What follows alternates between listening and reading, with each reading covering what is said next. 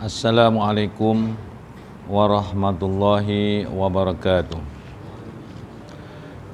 Ila hadrati sayyidina wa habibina wa syafi'ina Muhammadin sallallahu alaihi wasallam, thumma ila arwahi abaihi wa ihwanihi minal anbiya wal mursalin, salawatullah wa salamuhu alaihi wa alim ajmain, wa ila arwahi alil kubur minal mu'minina wal mu'minat wal muslimina wal muslimat wal muallimina wal muallimat kullu ajmain. Shalomul Fatihah. A'udzu billahi minasy syaithanir rajim. Bismillahirrahmanirrahim. Alhamdulillahi rabbil alamin. Arrahmanir rahim. Maliki yaumiddin. Iyyaka na'budu wa iyyaka nasta'in. Ihdinas siratal mustaqim. Shiratal ladzina an'amta 'alaihim ghairil maghdubi 'alaihim waladdallin. Amin. Bismillahirrahmanirrahim. Alhamdulillahirabbil alamin. Wassalatu wassalamu ala sayyidina Muhammadin asyrafil anbiya wal mursalin wa ala alihi wa sahbihi ajmain. Rabbi shrah li sadri wa yassir li amri wa hlul 'uqdatam min lisani yafqahu qawli. Subhanaka la ilma lana illa ma 'allamtana innaka antal alimul hakim. Wala haula wala quwwata illa billahil aliyil azim. Allahumma shalli ala sayidina Muhammad wa ala alihi wasallim. Allahumma shalli ala sayidina Muhammad wa ala alihi wasallim.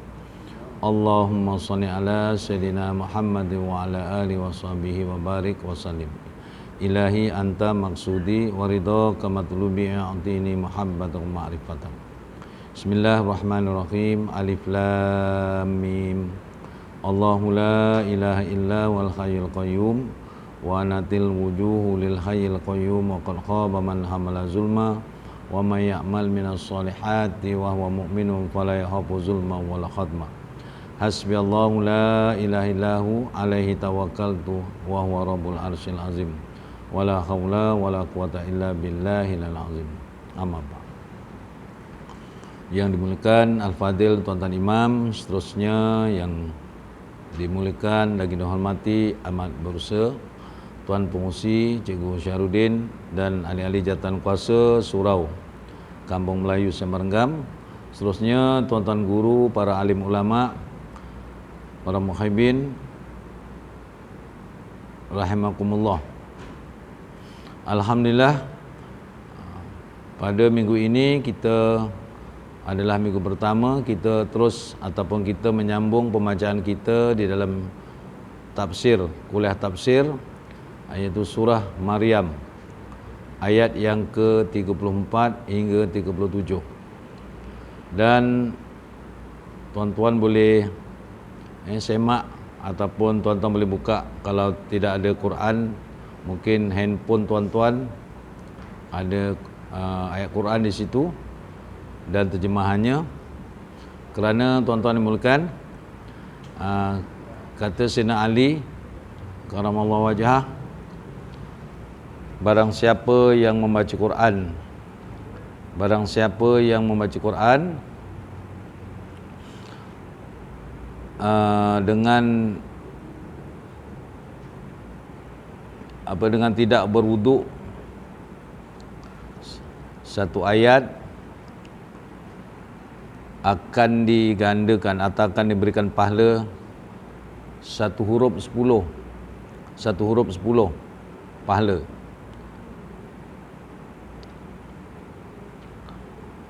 Dan sekiranya dia berwuduk, satu huruf tu 20 pahala. Kalau dia baca dalam sembahyang sambil duduk ayat Al-Quran, dia sembahyang membaca ayat Quran sambil duduk sebab mungkin dia uzur, satu huruf pahalanya 50. Dan bagi yang sambil berdiri, maknanya dia sehat, dia sembahyang berdiri dan dibaca surah, baca ayat Quran, satu huruf pahalanya 100. Itu hanya sekedar membaca. Tetapi berbanding dengan orang yang membaca sambil mentadabur, yakni dia melihat ayat Quran, dia dah dapat pahala. Dia membunyikan Al-Quran, mana menyebut ayat itu berbunyilah. Contohnya Bismillahirrahmanirrahim, bunyi. Tu pahalanya lain, tambah lagi. Kemudian kalau dilihat maknanya, lain lagi. Berbanding dengan hanya sekadar mendengar pun dapat pahala juga. Bermakna apa saja yang berkaitan dengan Al-Quran semuanya akan dapat pahala. Tapi jangan kita lupa pula, dalam hal Quran ni ada juga yang orang membaca Quran tapi Quran itu melaknat orang yang membacanya. Kerana dia bersalahan atau tidak menepati dengan apa yang dibaca dengan perangai ataupun tingkah laku dia sendiri. Jadi maka oleh itu sebelum kita membaca, hendaklah kita istighfar dulu banyak-banyak, selawat pada Nabi SAW.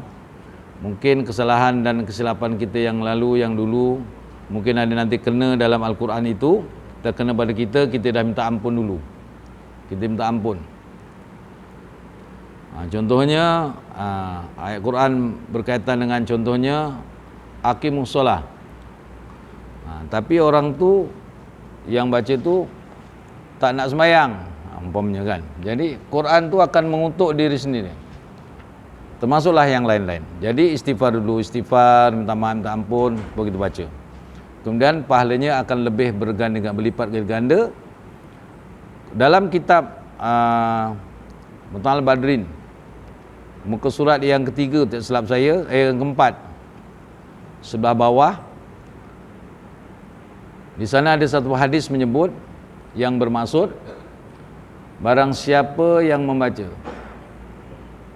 atau man ta'alama baban minal almi, barang siapa yang membaca satu bab, belajar satu bab daripada ilmu. Sebelah atas, saya sebelah bawah, sebelah atas. Muka surat 4 sebelah atas sekali. Matla' al-Badrin.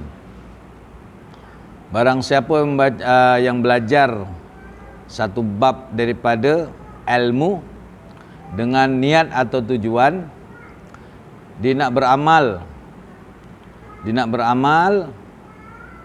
dan nak menyampaikan pada orang lain, maka hadis itu menyebut, tuan-tuan, lebih baik dia rukuk sebanyak 1000 rakaat. Itu lebih baik dia rukuk 1000 rakaat, ataupun hadis yang lain 500 rakaat. Maknanya, tuan-tuan, dalam Quran ni macam-macam bab ada. Ada hukum hakam, ada kisah sejarah, ada tauhid, ada fiqh, ada halal haram. Jadi tiap-tiap ayat dalam Quran pasti dia ada bab, ada ilmu yang nak disampaikan kepada kita. Jadi mudah-mudahan kita pasang niat untuk kita sama-sama, saya dan tuan-tuan, saya tukang baca je. Jadi mudah-mudahan kita semua dapat manfaat itu. Jadi insya-Allah, tuan-tuan, surah Maryam ayat 34 hingga 37. A'udzubillahi minasyaitonirrajim. Bismillahirrahmanirrahim. Zalika Isa ibnu Maryam qaulal haqqil ladzi fihi yamtarun ma kana lillahi an yatta'iza min walad subhanah iza qada amran fa innama yaqulu lahu kun fayakun wa innallaha rabbi wa rabbukum fa'buduh hadza siratum mustaqim fahtalafal ahzabu min bainihim fawailul lil ladzina kafaru mim mashhadi yaumin azim. Yang bermaksud, itulah Isa putra Maryam yang mengatakan perkataan yang benar, yang mereka berbantah-bantahan tentang kebenarannya. Tidak layak bagi Allah mempunyai anak. Maha suci Dia, yakni Allah, apabila Dia telah menetapkan sesuatu, maka Dia hanya berkata kepadanya kun fayakun, jadilah, maka jadilah ia. Isa berkata, dan sesungguhnya Allah itu Rabbku dan Rabbmu, maka sembahlah Dia. Inilah jalan yang lurus.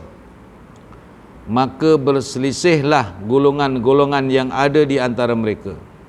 Maka cilakalah orang-orang kafir pada waktu menyaksikan hari yang agung. Jadi tuan-tuan dimulakan, ayat ini menjelaskan kepada kita dan menyangkal dengan sejelas-jelasnya bahawa Nabi Isa sendiri mengaku yang dia itu adalah hamba Allah. Tuhannya Allah, dia hamba dan rasul. Maka di kalangan orang-orang waktu itu ada yang berselisih, yang mengatakan yang Nabi Isa itu anak Tuhan.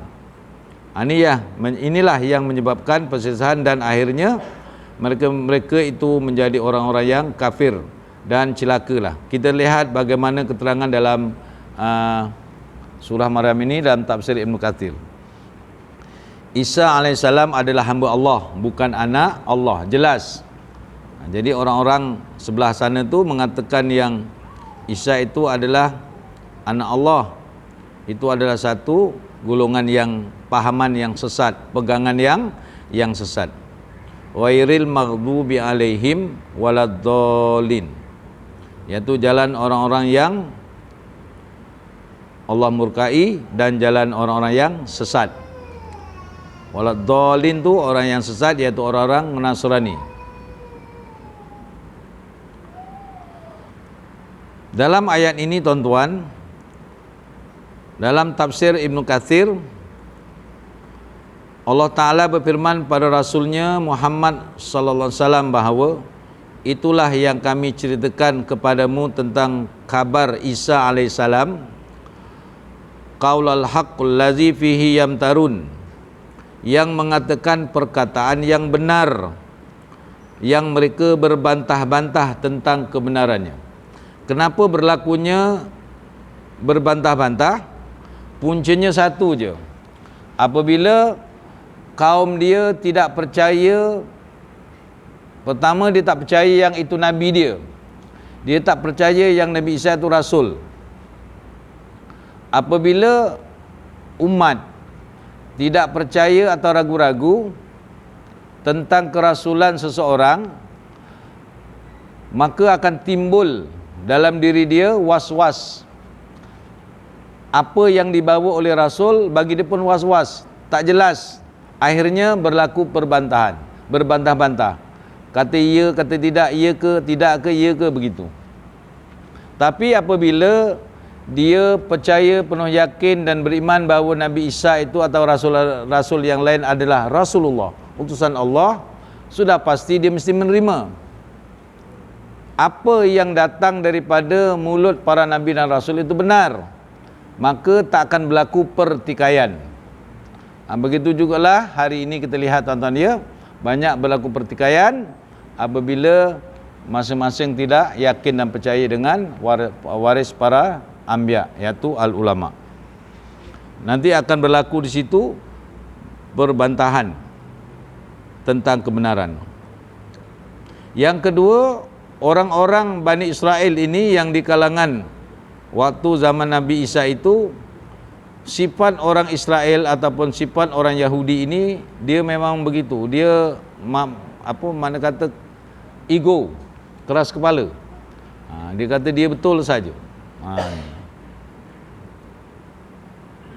Dan akhirnya Nabi SAW sendiri yang selama ini ditunggu-tunggu, kerana dalam riwayat dan sejarah mengatakan bahawa orang-orang Yahudi ini berpindah beramai-ramai dulu sebelum Nabi datang ke Madinah. Mereka dah berkampung lama di Madinah kerana mereka membaca kitab Taurat, Injil, dan di sana akan ada lahir seorang Nabi akhir zaman yang menjadi pemimpin dia. Jadi kalau mereka bergaduh atau mereka berselisihan dengan orang-orang Arab dan mungkin mereka kalah dalam perdebatan ataupun pergaduhan, mereka akan kata, tak apa, jaga kau, nanti kalau datang Nabi aku siap kau. Gitulah ibaratnya. Dia kata gitu. Tak apa, kau menang kali ni, lepas nanti akan datang pemimpin aku datang, dia akan turun dalam kitab aku sebut Nabi Muhammad lah tu, ismuhu Ahmad. Itu yang diramai berpindah ke Madinah, berkampung. Ada 3 kaum, tiga kumpulan, Bani Nadir dan sebagainya, Quraizah, Bani Qainuqa yang ada di Madinah. Tapi apabila Nabi SAW datang, dia boleh tak percaya. Sebabnya dia nak yang datang tu daripada kalangan dia, orang Bani Israel.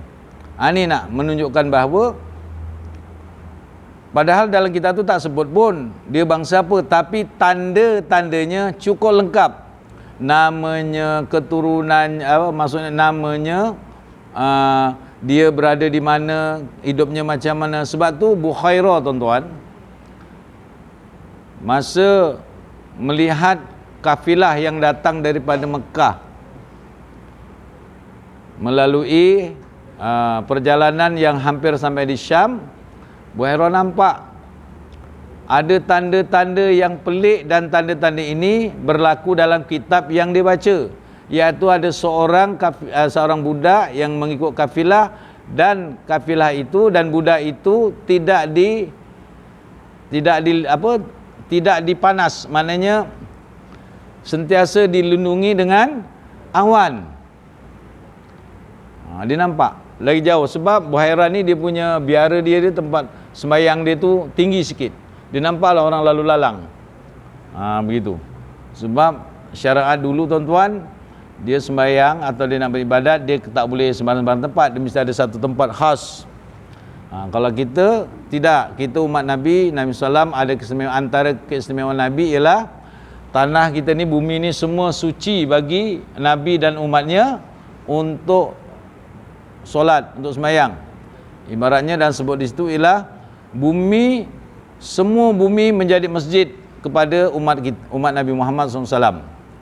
Maknanya kita boleh sembahyang di mana-mana, di tanah, di padang, di atas gunung, bawah gunung, sebagainya. Ada yang kadang-kadang sembahyang atas bulldozer pun ada. Ada kerja kan, ada kerja bawa lori, dia sembahyang atas lori, tak kisah. Ini kita, alhamdulillah. Itu keistimewaan Nabi dan umatnya. Jadi tuan-tuan, jadi mereka pun berbantah-bantah. Maksudnya terjadi perselisihan pendapat di antara orang-orang yang menyalahkan, yakni orang-orang kafir dan orang-orang yang membenarkan. Di sini disebut orang-orang yang berbantah-bantah tadilah orang-orang Yahudi dan Nasrani, atau antara sesama Yahudi atau sesama Nasrani.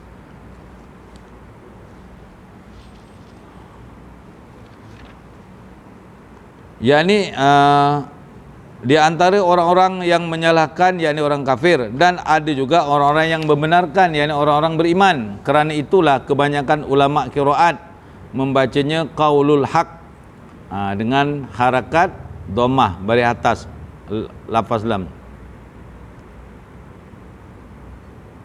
iaitu perkara yang hak dan benar.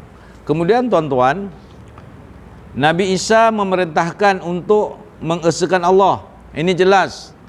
Nabi Isa sendiri menyuruh, mengatakan bahawa sembahlah Allah kepada umat dia pada waktu itu. Di mana ayatnya, wa innallaha rabbi wa rabbukum fa'buduh haza siratum mustaqim. Nabi Isa berkata, sesungguhnya Allah itu Rabbku dan Rabbmu. Jelas. Sesungguhnya Allah itulah Tuhanku dan Tuhanmu juga, maka sembahlah dia. Macam mana boleh sembah aku? Gitulah maksudnya. Tapi sekarang dia orang sembah Nabi Isa, sedangkan Nabi Isa cakap suruh sembah Allah, sembah Tuhan. Sebab tu tuan-tuan, kalau tuan-tuan rajin tengok perdebatan antara orang Islam dan orang Kristian ni, tuan-tuan, dengan orang Nasrani, kadang-kadang perdebatan tu tak guna Quran pun, guna Bible tu sendiri. Bible sama Bible pun tak sama dia punya apa, dia punya fakta-fakta. Kan ada namanya kan, ada Lukas, ada Matius, ada apa, Yohanes, apa semua tu. Tu tuan-tuan tak sama. Jadi haza siratul mustaqim, ini jalan yang lurus. Maknanya apabila menyembah Allah dan Nabi Isa tu adalah Rasul, hambanya, itulah jalan yang lurus. Yang dia sembah Nabi Isa tu apa? Bermakna kalau dia sembah Nabi Isa, dia dah pergi ke jalan yang bengkok, jalan yang tidak lurus. Maksudnya, di antara yang diperintahkan oleh Isa AS kepada kaumnya saat itu, saat ia masih dalam buayan lagi, dalam ayunan. Masa dalam keadaan Nabi Isa AS masih kecil, yang sepatut-patutnya belum boleh bercakap-cakap. Kan Maryam, dia kata dia nak berpuasa daripada bercakap. Dia tak mau jawab. Kalau ditanya anak siapa, dari datang di mana, macam berlaku, dia diam je, tak ada cakap. Yang ayat yang lalu kan. Akhirnya anak dalam buayan tu sendiri cakap. Wa inna allaha rabbi wa rabbukum. Anak kecil cakap, tuan-tuan tu Nabi Isa AS.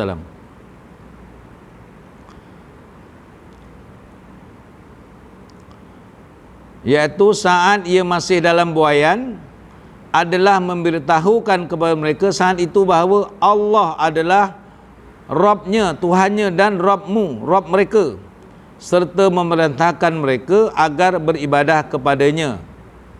Dia mengatakan, maka sembahlah dia, ini adalah jalan yang lurus. Maksudnya yang aku bawa kepadamu dari Allah ini adalah jalan yang lurus, yakni jalan yang tegak. Siapa yang mengikutinya maka ia akan dibimbing dan mendapat petunjuk, dan siapa yang menentangnya maka dia tersesat dan menyimpang. Jadi tuan-tuan, ayat ini jelas menunjukkan bahawa untuk kita juga bahawa kalau hari ini kita juga tidak mengikut Islam yang jelas tepat tu, tegak, maka kita akan jadi bengkok, kerana Islam tu dah tegak. Kita tak perlu nak lurus dengan ni. Apabila satu benda batang yang tegak tu, kalau kita dah tegak, kita nak tegakkan lagi, dia akan bengkok.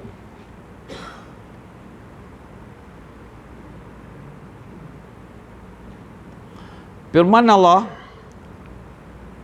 fahtalafal ahzabu min bainihim, maka berselisihlah golongan-golongan yang ada di antara mereka.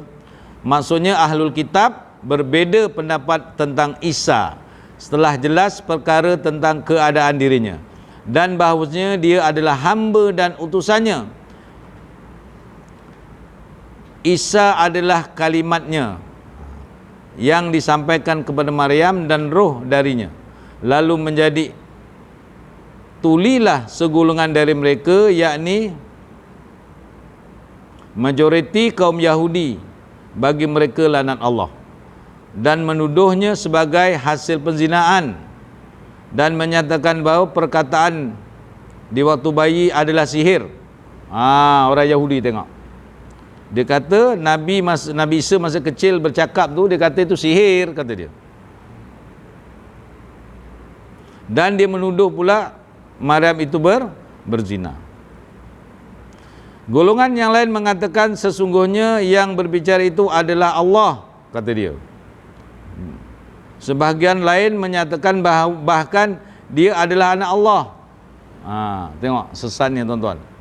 Dan yang lainnya lagi menyatakan dia adalah unsur ketiga dari oknum Tuhan. Sebagian lagi menyatakan dia adalah hamba dan utusan Allah. Ini yang benar. Dan inilah pendapat yang benar yang ditunjukkan oleh Allah kepada orang-orang beriman. Jadi akhirnya tuan-tuan, berpecahlah mereka jadi Yahudi dan jadi Nasrani, dan yang benar itu adalah Islam. Ada di kalangan orang-orang Bani Israel yang beriman, antaranya yang menjadi penyokong-penyokong dan pembantu-pembantu kepada Nabi Isa alaihissalam. Penjelasan yang senada dengan di atas telah diriwayatkan dari Ammar bin Maimun ibnu Juraij, Qatadah dan lebih dari satu ulama salaf dan khalaf. Dan firman-Nya lagi, fawailul lillazina kafaru mim masyhadi yaumin azim. Maka cilakalah orang-orang kafir pada waktu menyaksikan hari yang agung. Jadi maknanya nanti kalau dah berlakunya pada hari kiamat, mereka akan ditempatkan tempat-tempat yang cilaka, iaitu neraka jahanam. Merupakan ancaman yang keras bagi orang yang berdusta terhadap Allah dan mengada-adakan serta mengklaim ataupun mengaku bahawa dia memiliki anak. Tetapi Allah menangguhkan mereka hingga ke hari kiamat. Jadi Allah Ta'ala tangguhkan mereka, tuan-tuan. Kan ada yang bertanya, banyak kaum-kaum yang kufur dulu, Nabi Lut, Nabi Soleh dan sebagainya, kaum Samud, Ad, Fir'aun, semua hancur, habis, tak ada di muka bumi lagi. Tapi yang satu ni kenapa ada lagi? Iaitu Yahudi. Jadi sebenarnya Allah Ta'ala sengaja menangguhkan mereka hingga hari kiamat. Allah Ta'ala bagi muka sekejap. Nanti ibaratnya macam kita ni main layang-layang kan tuan-tuan. Kita ulur, satu masa ni kita rentap. Macam orang mancing lah kan. Ikan tarik dia biar, nanti sampai tarik sap, sangkut terus. Maknanya apabila nanti hari kiamat, mereka tidak ada ampun lagi. Dan mereka sebenarnya hidup, walaupun kita lihat ya tuan-tuan, dia dalam keadaan macam dia ni pegang dunia lah. Sebenarnya hati mereka tu, hati orang-orang Yahudi yang ada sekarang ini dan orang-orang kafir, sebenarnya hatinya sesak, dadanya sempit, kerana mereka tidak dapat cahaya. Mereka tidak dapat cahaya hidayah petunjuk. Sebab Allah Ta'ala menyebut dalam surah yang lain, surah Zumar, Allah Ta'ala menyebut, afaman syarahallahu sadrahu lil Islam fawa ala nuri min rabbihi. Apakah orang yang dibukakan Tuhan hatinya untuk menerima Islam, maka ia mendapat cahaya dari Tuhan? Nabi SAW menjawab, innan nur iza dahalal qalba in syaraha lahu sadru wan fazaha qila fahal lizalika min alamah qala na'am. Sesungguhnya cahaya hidayah itu apabila menerangi hati, terbuka lapanglah dada dan menjadi luas. Para sahabat bertanya, apakah tanda-tandanya? Jawab baginda, ada 3. At-tajafi andaril ghurur, iaitu orang yang ada tanda-tanda dia mendapat cahaya dalam hati dia. Maknanya dadanya lapang, dadanya luas, tidak tertekan, tidak sempit, tidak sesak. Orang yang dadanya sesak, tuan-tuan, macam orang-orang kafir, orang-orang Yahudi dan Nasrani sebagainya. Sebab tu mereka sentiasa mencari helah untuk menghancurkan, menghapuskan umat Islam. Hati dia begitu, orang bahasa bengkak lah, tak sudah-sudah daripada dulu. Dia tak puas, tetap tak puas.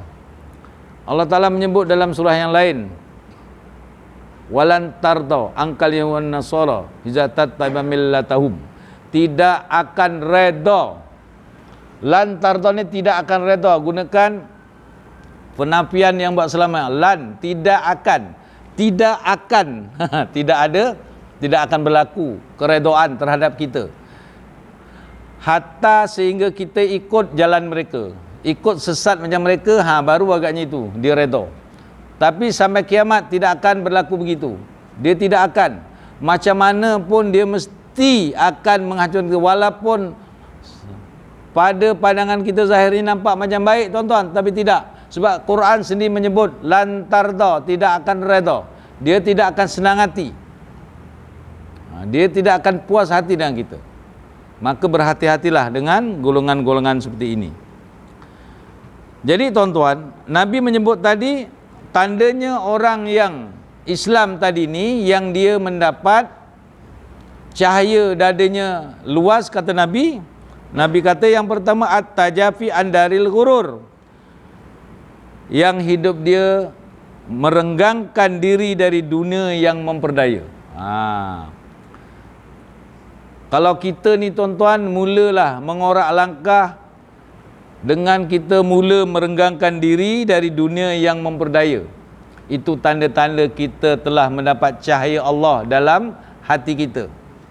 Kemudian kata Nabi yang kedua, wal inabatu ila daril khulud, menuju kepada akhirat yang kekal jadi, yang pasti akan berlaku. Selain daripada dia dah berenggang dengan dunia yang memperdaya ni, dia akan cuba penuhkan program hidup dia, tentatif hidup dia, agenda hidup dia untuk kepada akhirat, nak mencari bekal akhirat. Dia tak mau lagi benda yang lara-lara, sebab dah cukuplah dia rasa. Dia dah puas dengan dunia, dan dunia ni sebenarnya memperdaya. Memperdaya apa? Memperdaya orang itu supaya lupa akan Allah, lupa dosa dan lupa pahala, lupa akibat di akhir akhirat nanti. Akhirnya terpedaya. Jadi dia dah mula sedar perkara itu, akhirnya dia dah mula merenggangkan. Bukan tolak dunia, buang dunia, tidak. Dia merenggangkan jenis-jenis dunia yang memperdaya tadi itu. Dia akan cuba renggang. Kemudian dia akan tumpu kepada akhirat, buat amal-amal akhirat. Kemudian yang ketiga, dia terus, kata Nabi, wal isti'adadu lil mauti qablal nuzulihi, serta dia menyediakan diri sebelum maut tiba. Jadi tuan-tuan, termasuk kita lah, saya dan tuan-tuan, sebelum maut tiba ni, kita dah mula mencari bekalan untuk ini, untuk kematian kita. Sedangkan waktu kita berada dalam barzakh tu waktu yang amat jauh, amat lama. Sedangkan bekalan yang kita diberi peluang oleh Allah Ta'ala mencarinya hanya sekejap. Hanya sekejap waktunya. Ada yang cuma 50 tahun, ada yang 60 tahun, ada yang 70 tahun, 80 tahun pun jarang dah. Kebanyakan 60 tahun pun dah tak ada, dah pergi. Tuan-tuan, sekarang yang 90 tahun jarang jumpa sebab dah mati awal dah. 100 tahun lagi jarang. Bermakna terlampau pendek waktu yang kita nak cari bekalan di dunia ini untuk perjalanan yang sangat jauh dan lama yang menyusahkan. Itu dia tuan-tuan.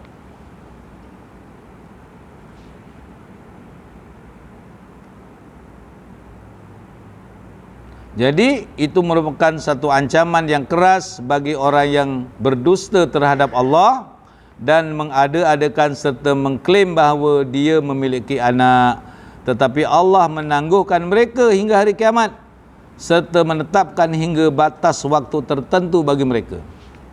Penangguhan ini menunjukkan sikap santun dan kemantafan kekuasaannya atas mereka. Dialah Allah yang tidak menyegerakan tindakan terhadap orang yang menurhakai. Sebagaimana disebutkan dalam Sahih Abu Hari dan Muslim, innallaha yumli lizzalimi hatta iza azahu lam yuflidhu. Sesungguhnya Allah benar-benar menangguhkan azab bagi orang yang zalim, namun jika dia telah mengazabnya, maka dia tidak akan melepaskannya. Jadi maknanya selagi Allah Ta'ala belum azab, ada peluang untuk bertaubat. Sebenarnya itu adalah kasih sayang, rahmat Allah. Patutnya mereka berfikir,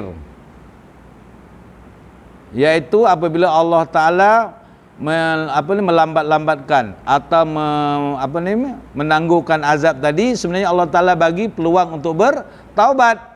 Tetapi kalau dia tak bertaubat, sampai saja azab nanti Allah Ta'ala akan lepaskan. Allah Ta'ala tidak akan lepaskan sebab Allah Ta'ala dah bagi peluang.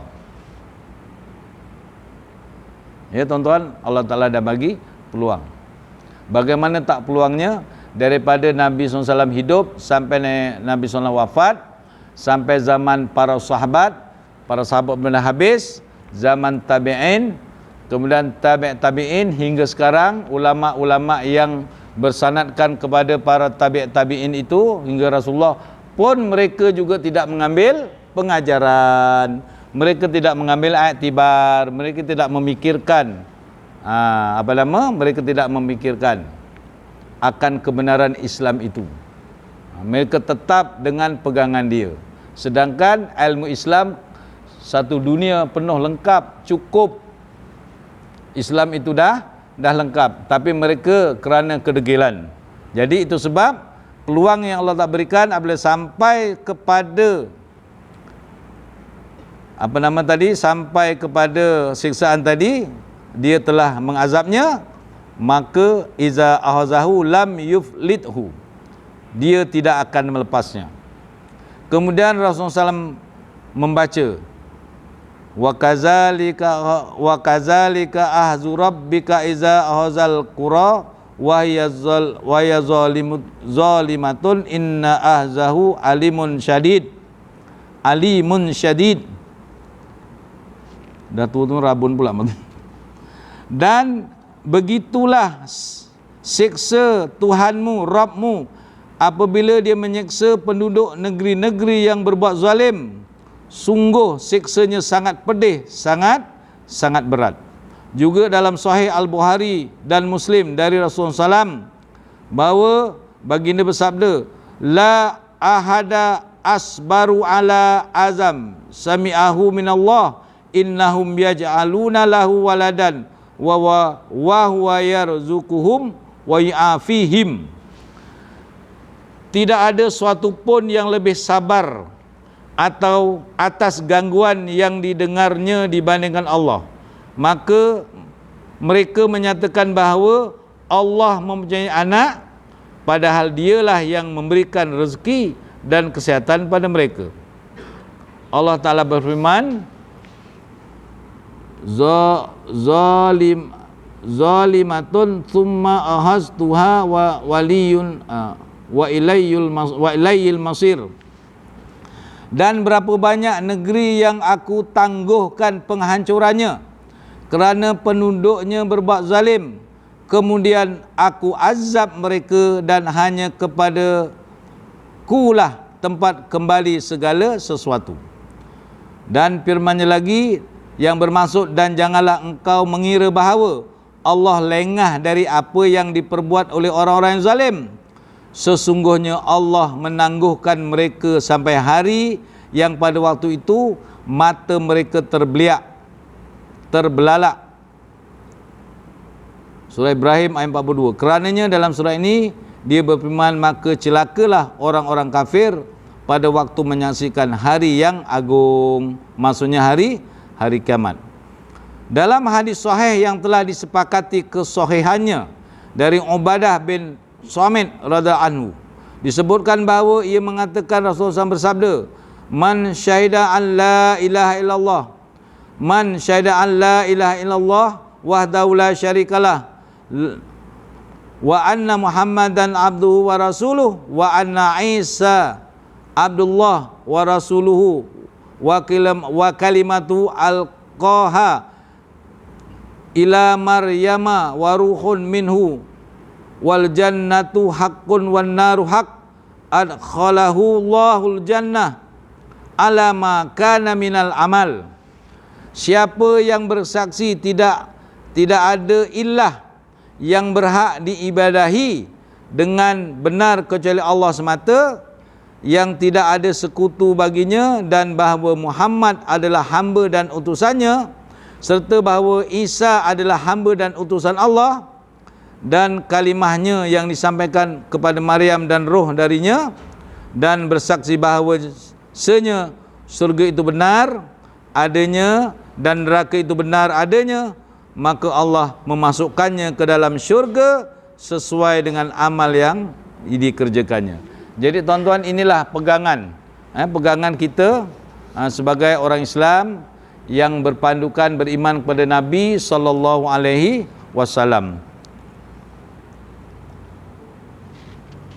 Jadi mudah-mudahan tuan-tuan dimulakan, kita ini diperoleh mendapat cahaya hidayah petunjuk dari Allah Ta'ala. Jadi antara perkara-perkara yang boleh membawa kepada cahaya hidayah tuan-tuan, ialah kita naklah sentiasa berusaha untuk memperbaiki diri kita dengan kita memperdalami ilmu-ilmu agama.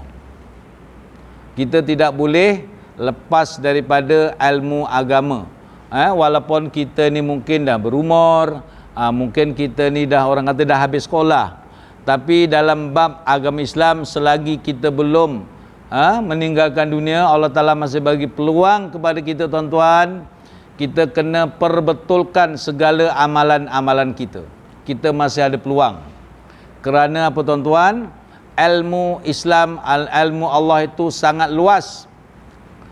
Mungkin kita kata sembahyang kita dah betul, rupanya ada lagi benda yang tak betul. Ingat kita rukuk sujud kita dah betul, rupanya banyak lagi yang betul. Kita kata kadang-kadang anggapan kita betul, rupanya banyak yang menyelesit. Sebagai contoh yang selalu saya sebut dalam kuliah-kuliah, bahawa jangan pernah kita menganggap amalan kita itu memberi bekas. Itu paling penting. Amalan manusia memberi bekas, tidak tuan-tuan. Amalan manusia tidak pernah memberi bekas. Contohnya berdoa, engkau dapat ni kenapa? Sebab aku berdoa lah dapat. Hati-hati tuan-tuan. Itu kena pegang betul-betul tu. Sebab kita berdoa kerana ibadat. Kita berdoa kerana arahan Allah, taat Allah. Kita mengaku yang kita fakir, maka kita pun berdoa. Bukan kerana doa kita tu kita dapat itu dan dapat ini. Tidak. Itu satu pegangan akidah yang meleset. Hati-hati dalam perkara ini. Jadi tuan-tuan dan mulakan, mudah-mudahan dengan pembacaan tafsir ini dalam surah Maryam ayat berapa tadi tu? Ayat 34 hingga 37 akan memberikan tambahan-tambahan kepahaman ilmu. Mudah-mudahan kita ni jadi manusia yang sentiasa membaca ayat-ayat Allah dan mentadaburnya dan memahami, dan kita dapat beramal dengan Al-Quran, kerana Quran ini adalah petunjuk yang agung. Jadi insya-Allah tuan-tuan, itu saja yang dapat untuk kali ini kuliah tafsir kita. Mudah-mudahan insya-Allah kita dapat bertemu lagi di waktu yang lain. Terima kasih atas perhatian. Yang baik itu datangnya dari Allah, yang salah silap tu daripada kejahilan saya sendiri. Sekali lagi mohon maaf. Aku qauli hadza. Astaghfirullahalazim lakum. Assalamualaikum warahmatullahi wabarakatuh. Subhanakallahumma bihamdik asyhadu an la ilaha illa anta astaghfiruka wa atubu. Bismillahirrahmanirrahim. Wal asri innal insana lafi khusr illal ladzina amanu wa amilus solihat wa tawassaw bil haqq wa tawassaw bis sabr. Shadaqallahul azim.